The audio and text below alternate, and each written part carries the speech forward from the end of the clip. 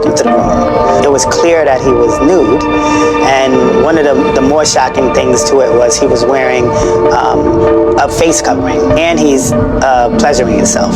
So that was different. The interaction of the husband stayed pretty consistent. For the most part, he was across the room, giving very subtle directions. So he would walk back and forth, give cues to his wife, but those cues would be more so move the candlelight to the left, to the right, position her body a certain way, position my body a certain way, so he can kind of see visually what was going on. Cash was not the only tool used to keep women compliant during these encounters. Drugs made sure many of them could not even say no in the first place. Multiple accounts describe women being repeatedly given spiked drinks, GHB, and other drugs throughout these encounters. This left many of them completely unable to consent, and in some cases, unable to even remember what had happened to them by the next morning. According to other leaked testimony, these sessions often went unmonitored for days at a time, putting women at serious health risk that was never properly addressed by anyone involved. Nobody was checking in on how these women's bodies were actually holding up, and for many of them, the effects lasted long after they left that room.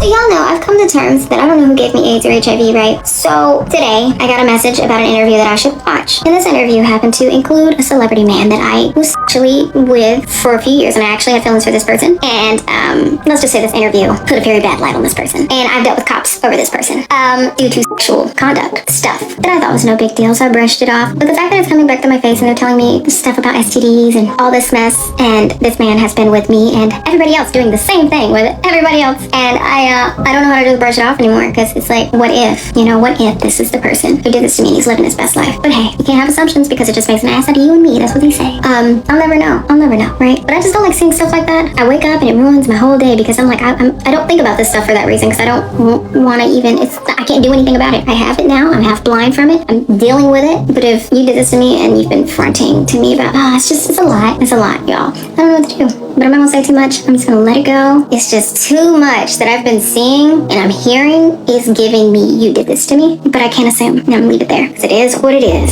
Can't do anything about it, can you? Nope, you just can't.